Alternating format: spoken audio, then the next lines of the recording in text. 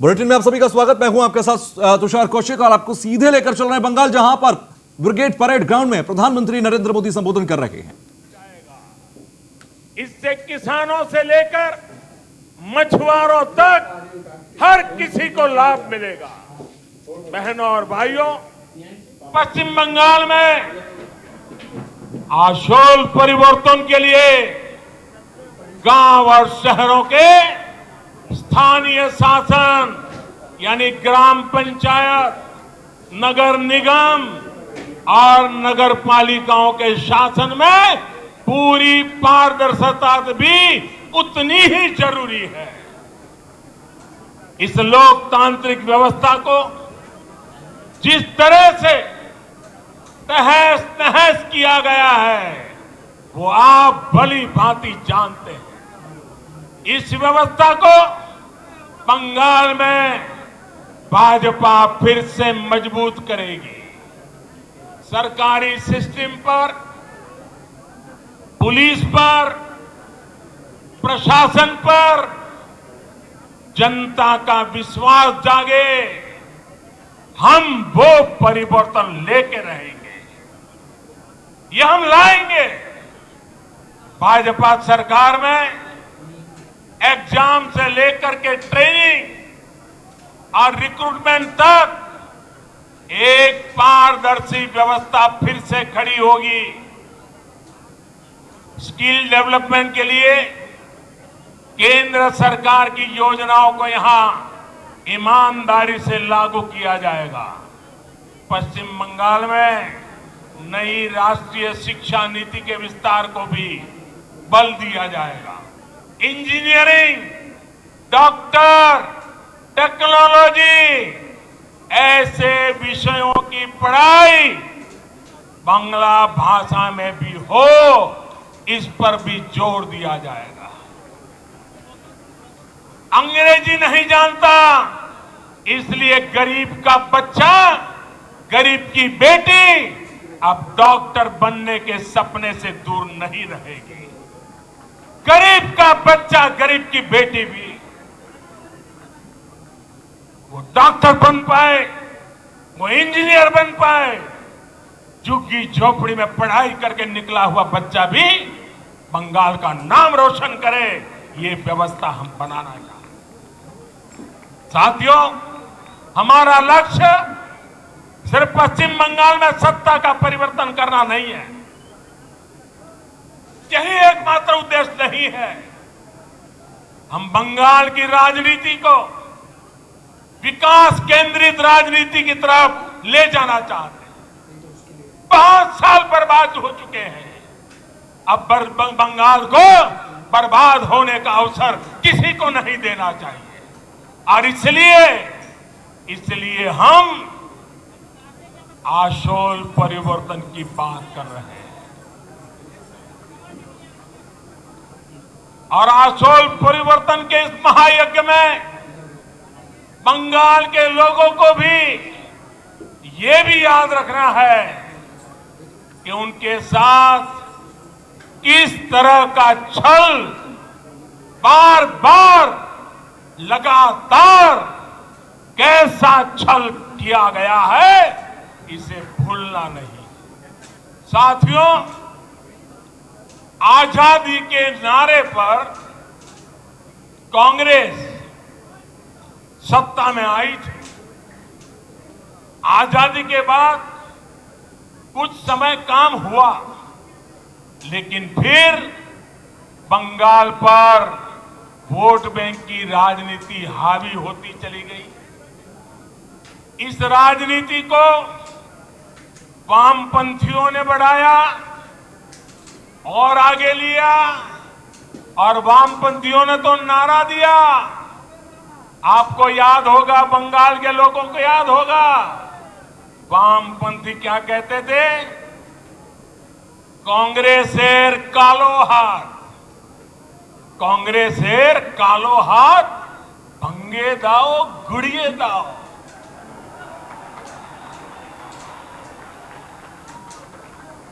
ऐसे ही नारों के दम पर वामपंथी सत्ता में आए लगभग 3 दशक तक सत्ता संभाली। मैं जरा पूछना चाहता हूं, आज उस काले हाथ का क्या हुआ रे? ये काला हाथ कैसे गोरा हो गया रे? जिस हाथ को वामपंथी तब काला समझते थे, वो आज सफेद कैसे हो गया? जिस हाथ को तोड़ने की बात करते थे, आज उसी का आशीर्वाद लेकर वो चल रहे हैं। साथियों, वामपंथियों के विरुद्ध ममता दीदी ने परिवर्तन का नारा दिया था। पश्चिम बंगाल से मां, माटी, मानुष के लिए काम करने का वादा किया था। आप मुझे बताइए, पिछले 10 साल से यहां की टीएमसी सरकार ने क्या सामान्य बंगाली परिवार के जीवन में वो परिवर्तन आया जिसकी बंगाल की जनता आशा करती थी? आया वो परिवर्तन? वो वादा पूरा किया? जो आपको कहा गया था वो किया गया? क्या किसान के, श्रमिक के, कर्मचारी के जीवन में वो परिवर्तन आया जो वो चाहते थे? आया क्या? क्या गरीब के जीवन में कोई परिवर्तन आया है क्या? गरीब और गरीब हो, ऐसा काम उन्होंने किया है कि नहीं किया है?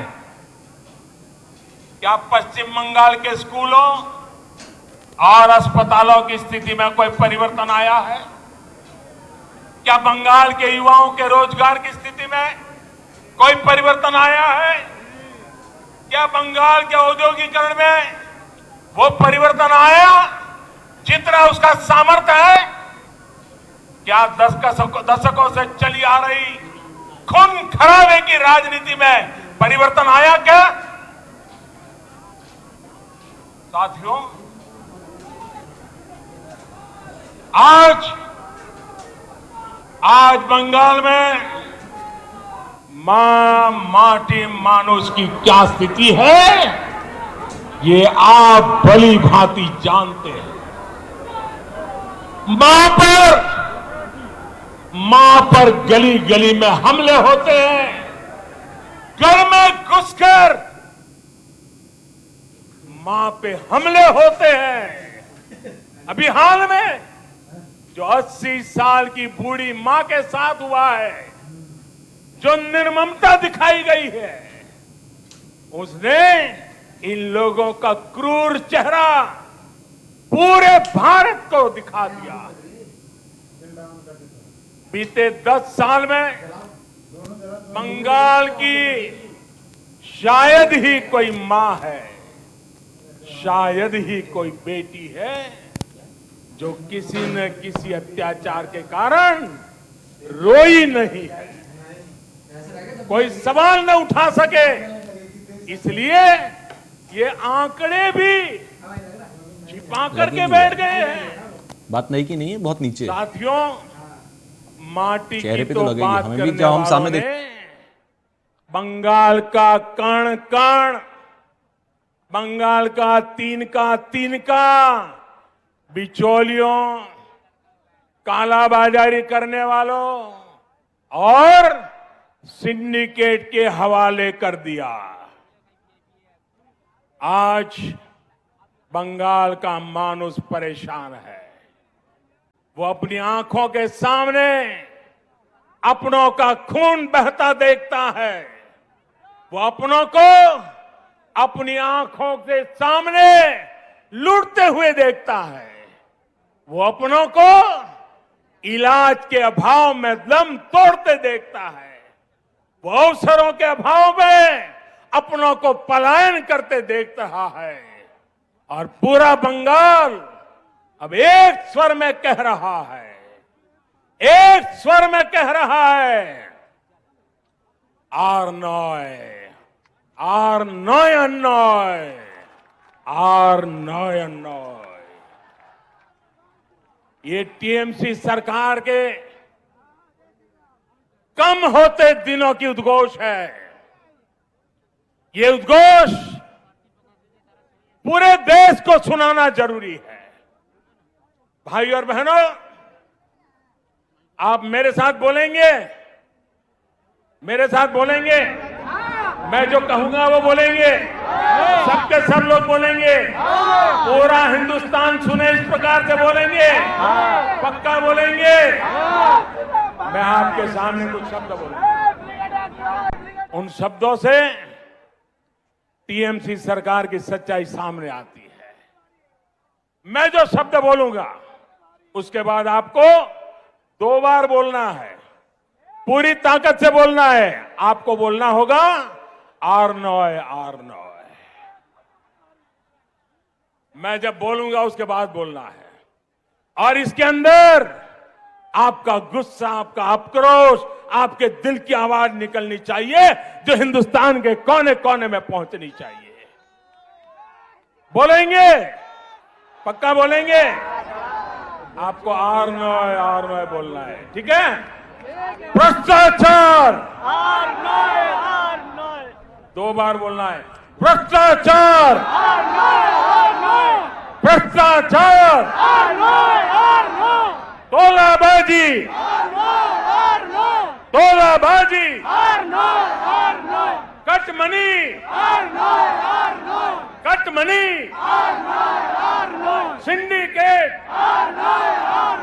सिंडिकेट, बेरोजगारी, बेरोजगारी, हिंसा, हिंसा, आतंक, आतंक, तुष्टिकरण, तुष्टिकरण, अन्याय, अन्याय।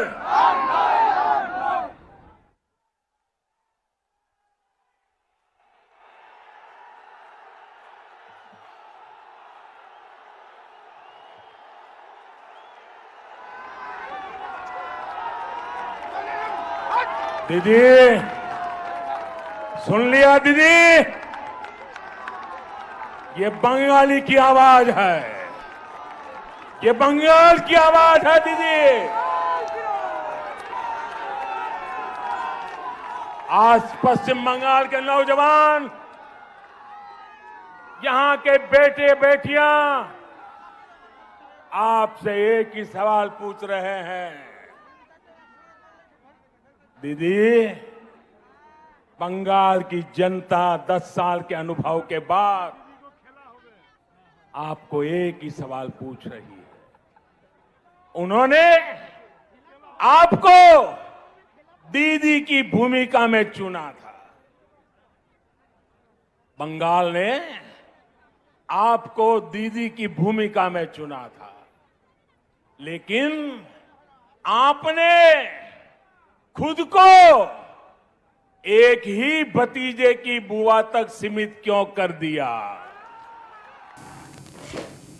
तो बंगाल में ममता के गढ़ के अंदर गरज रहे हैं, बरस रहे हैं प्रधानमंत्री नरेंद्र मोदी, और उन्हीं को आप सुन रहे थे। उन्होंने कहा कि बंगाल के अंदर परिवर्तन ही हमारा लक्ष्य